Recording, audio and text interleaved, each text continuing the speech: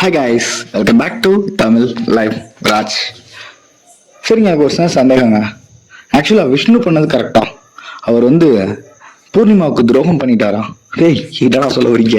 இல்லை, அது மாதிரி துரோகம் இல்லை. விஷ்ணு கேம்ல பூர்ணிமாவை சீட் பண்ணிட்டாரா, முக்கியமாக துரோகம் பண்ணிட்டாரா அப்படிங்கிற வேர்டிங்ஸ் எனக்கு ஒரு சந்தேகத்தை உண்டு பண்ணுது. இன்னொரு பக்கம் பார்த்தீங்கன்னா மாயா ரொம்ப ஸ்ட்ராங்காக தாங்க விளாட்னாங்க. பட் ஆனால் அவங்களுக்கு கொஞ்சம் லிட்டில் பிட்டாக பார்த்தீங்கன்னா ஒரு லக் இல்லாமல் போச்சு. அது ஒரு பக்கம் பிரச்சனையாக இருக்கோ அப்படின்னு சொன்னாங்க.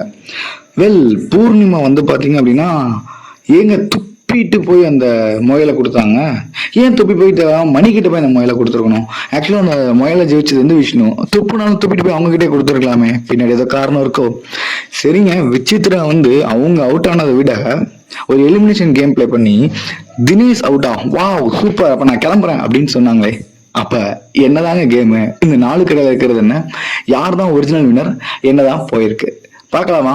ஹாய், இதான் லைவ் ராஜ். ஆக்சுவலாக பார்த்தீங்க அப்படின்னா ஃபர்ஸ்ட் ஆஃப் ஆல் விசித்ரா பண்ணதுல நான் ஸ்டார்ட் பண்ணிடுறேன். இன்னைக்கு டிக்கெட் டு ஃபினாலே டாஸ்க்கு ஒரு நல்ல ஒரு கேம் வச்சிருந்தாங்க. இது எந்த யூடியூப் சேனல் அவங்க ஆட்டே போட்டாங்க அப்படிங்கிறது கூடிய சீக்கிரம் சோசியல் மீடியாவில் ரிவீல் பண்ணுவாங்க. பண்ணதுக்கப்புறம் நம்ம சேனல் ரிவீல் பண்ணுவோம். ஸோ யூடியூப் இது பிக் பாஸோட கிரியேட்டிவிட்டி எந்த அளவுக்கு நல்லா ஒர்க் பண்ணியிருக்காங்கிறது இதில் தெரிஞ்சிடும். ஏதாவது ஒரு யூடியூப் சேனல் அதுக்கான லிங்க் கிடச்சிருச்சுன்னா சொல்லி முடிஞ்சு. ஸோ இது ஒரு பக்கம் இருக்கட்டும். விசித்ரா கேம் பிளே பண்ணும்போது டெஃபினெட்லி அவங்க பார்த்தீங்கன்னா டார்கெட் பண்ணியிருக்காங்க. யாருன்னா தினேஷ். ஸோ இந்த வீடியோட எண்டில் உண்மையிலேயே யார் மேலே தப்பு இருக்கு நான் டெஃபினட்டாக எக்ஸ்பிளைன் பண்ண போகிறேன். ஸோ என்னோட பாயிண்ட் ஆஃப் வியூ ஃபுல்லாக இருக்க போது.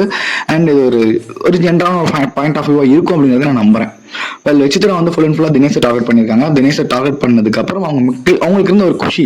ஸோ ஃபர்ஸ்ட் ரவுண்ட் முடிஞ்ச உடனே ஒரு சின்ன கேப் விட்டு அந்த கேப்ல ஒரு ஆப் வச்சது பிக் பாஸ்.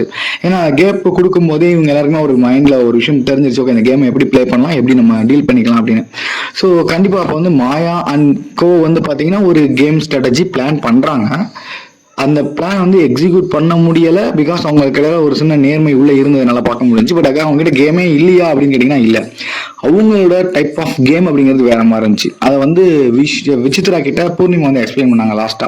ஸோ சேமஸ் இவங்க Dinesh and co and otherwise Archana and co. But Archana உள்ள இல்லாதனால தினேஷ் அண்ட் கோ நான் சொல்ல முடியும். ஏன்னா தினேஷ் தான் அதுக்கு இந்த பிளானை லீட் பண்ணி கொண்டு போனதேவும்.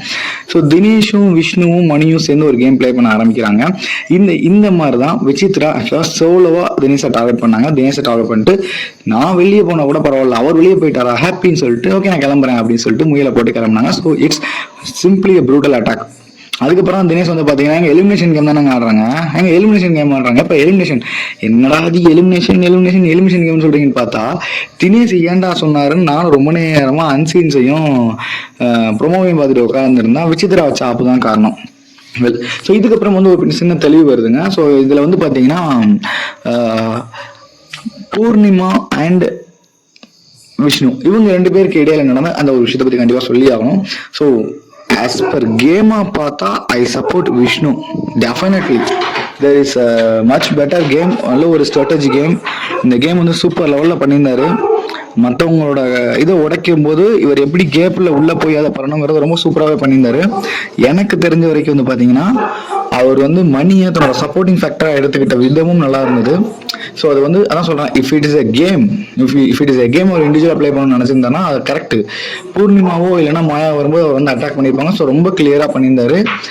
அண்ட் கரெக்டா அது கேம் அப்படிங்கும்போது உண்மையிலே இந்த ஸ்பிரிட்டா விளாண்டது யாருன்னு நான் பாக்குறேன்னா விஷ்ணுவை. ஏன் அப்படின்னு கேட்டீங்கன்னா அது கேமுங்க, அடுத்தவங்க வின் பண்ணாங்கிறத நான் எடுக்கக்கூடாதுன்னு இல்லை, இது எனக்கு ஒரு சாய்ஸ். ஸோ இது ஒரு சான்ஸ் அப்படிங்கிறனால அவங்க எடுத்துக்கிட்டதான் நான் பார்த்தேன். So Vishnu if it is a game it's right. Otherwise if it is game தாண்டி பாத்தீங்கன்னா அடுத்தவங்களோட உழைப்பை திருடி இருக்காரா அப்படின்னு பாத்தீங்கன்னா பிகாஸ் ஸ்மார்ட் ஒர்க் அப்படிங்கிறது அப்படிதான் போய்கிட்டு இருக்குங்க. பட் அடுத்தவங்களோட உழைப்பை திருடி இருக்காரா அப்படின்னா டெஃபினெட்லி எஸ். ஏன்னா முழுக்க அந்த கோட்டையை பாத்தீங்கன்னா உடைச்சு கொண்டு வந்தது பாத்தீங்கன்னா பூர்ணிமா. ஸோ அதை டக்குன்னு எடுத்து கைப்பற்றி அந்த ஒரு விஷயம் அவர் பண்ணாரு. அண்ட் மணிக்கு சப்போர்ட் பண்ற மாதிரி ஒரு விஷயம் பண்ணாங்க. 2 பேருமே மணி அண்ட் இவங்க விஷ்ணு 2 பேருமே support to each other. But அதுல ஒரு இண்டிவிஜுவல் கேம் என்னால பார்க்க முடிஞ்சது. ஏன்னா அவருக்கு விஷ்ணுக்கு ஒரு பிளே இருந்தது, நான் அதை உடச்சு விட்டாதான் மணி என் கூட நிப்பாரு, இல்லைன்னா பூர்ணிமாவும் மாயாவை அடிச்சிடுவாங்க அப்படின்ட்டு. சேமஸ் மணிக்கு பாத்தீங்கன்னா நான் அந்த உதரத்துக்கு ஒழிச்சு வைக்கல அப்படின்னா மாயா அந்த முயலை எடுத்துருவாங்க. ஸோ அவங்க மூவ் பண்ணி போயிடுவாங்க அப்படின்ட்டு. So there is a group play with in individual எனக்கு தோணுச்சு. சொல்றதுக்கு ரொம்ப காமெடியா இருக்கு. பட் அவங்களுக்குள்ள ஒரு உள்நோக்கம் எதுவும் என்னால் பார்க்க முடிஞ்சது. பட் இந்த ஓவரால் பிளேல இது வந்து கேமா எடுத்துக்கலையோ அப்படின்னு நான் பார்த்தது யாருன்னா பூர்ணிமாவை. அதாவது நாங்க டீம் ஒர்க் பண்ணியிருந்திருக்கலாம், நாங்க பண்ணது நீங்க தப்புன்னு சொன்னீங்க, நாங்க பண்ணதை விட்டுட்டோம், நாங்க பண்ண பிளான் வேற, பட் நாங்க இண்டிவிஜுவலா ப்ளே பண்ண ஆரம்பிச்சிட்டோம், நீங்க இப்படி பண்ணீங்கன்னு சொல்லிட்டு அதை துப்பி கொடுத்தது சத்தியமா என்னால ஏத்துக்க முடியல. காரி துப்புறதுங்கிறது சரியா இல்லை. அண்ட் லாஜிக்கலா பார்த்தா அதை கொடுத்துருக்க வேண்டிய இடம் வந்து பார்த்தீங்கன்னா விஷ்ணு, அது வந்து தேவையில்லாம மணிக்கிட்ட தூக்கி எறிஞ்சது. ஸோ இது எப்படி இருக்குன்னா அவங்களோட ஒரு வெறுப்புணர்வு, ஒரு வன்மம் கக்கியதை வந்து பார்க்க முடியுது. எவ்வளவு லிட்டர் காக்கினாங்கலாம் கேட்டுறாதீங்க. ஸோ இது சம்பவம் ஆகி போச்சு. ஸோ அந்த விஷயம் வந்து ஏற்றுக்க முடியல. But I accept. மாயா வர என்னன்னு தெரியல, மாயாவை ரொம்ப பிடிக்க ஆரம்பிக்குதுங்க. அவங்க வந்து பேசுனதா விட்டுறலாம், பேசுனது இவன் இப்படி பண்ணா அப்படி பண்ணான்லாம் தாண்டி அவங்க விளாண்ட ஒரு கேம் இருக்குது இல்லைங்களா, தட் சூப்பர்ங்க. Very super, very super. Last வரை ஒரு நல்ல ஸ்பிரிட்டோட விளாண்டாங்க, நல்லா இருந்துச்சு. பட் அவங்களுக்கு வந்து கிடைக்கல. ஸோ இதுதான் வந்து இன்னைக்கான ஒரு கேமோட ஒரு ரிவ்யூ. பட் ஓவராலாக பார்க்கும்போது நான் ஆல்ரெடி சொல்லியிருந்தேன், ஓவரால் நான் சொல்றாங்க அப்படின்னு சொல்லியிருந்தா காமனாக பார்த்தா A team B team 2 team வச்சுக்கலாங்க. ஏ டீம் ஸ்டார்டிங்லேருந்து இருக்கிறது, பி டீம் இப்போ ரீசெண்டாக உருவானதுங்க. ஸோ இந்த 2 டீம்லையுமே வந்து பார்த்தீங்க அப்படின்னா 2 பேருமே குரூப்பிசம் பண்ணாங்க. பட் இந்த குரூப்பிசம் ஒர்க் அவுட் ஆனது யாருக்கு அப்படின்னு பார்த்தீங்கன்னா பி டீமுக்கு. ஏ டீமுக்குள்ள அந்த குரூப்பிசம் பண்ணலாமா வேண்டாமான்னு சில கன்ஃபியூஷன் அவங்களுக்கு இடையில இருந்ததுனால அந்த குரூப்பிசம் அந்த அளவுக்கு ஒர்க் அவுட் ஆகலை. பிகாஸ் அது ரொம்ப இதாயிடுச்சு. எதுக்கு நம்ம திரும்ப அதை பண்ணிக்கிட்டதுனால நிறைய வந்து நம்ம பேர்லாம் வாங்கிட்டோம் அப்படின்னு அவங்க கிட்ட ஒரு விஷயம் இருந்ததுனால அதை பண்ணலாம். அண்ட் அவங்க அந்த கேமை பார்த்த விதம், நான் வந்து முயல் எடுக்க ட்ரை பண்ணல, பட் நான் வந்து கோட்டையை உடச்சிட்டு ரொம்ப நேரம் நாங்கள் இருக்க ட்ரை பண்ணுறேன்னு பூர்ணிமா பண்ண கேம் பிளேக்கும், நான் முயல் எடுக்கிறேன் மற்றவங்களை கோட்டையை உடைக்கன்னு விஷ்ணு பண்ண கேம் பிளேக்கும் உள்ள டிஃப்ரென்ஸ் தான் இந்த வெற்றிக்கு காரணம் அப்படின்னு நான் நினைக்கிறேன். ஸோ இதை பற்றி நீங்கள் என்ன நினைக்கிறீங்க? உங்களுடைய கருத்துக்கள் என்ன? யார் சரி யார் தவறு? உங்களுடைய கருத்துக்களை மறந்துடாம கீழே உள்ள கமெண்ட் பாக்ஸ் சொல்லுங்கள். Thank you so much. இனி ஒரு நல்ல ஒரு வீடியோவோட உங்களை சந்திக்கும் முறை உங்கள் ராஜ்.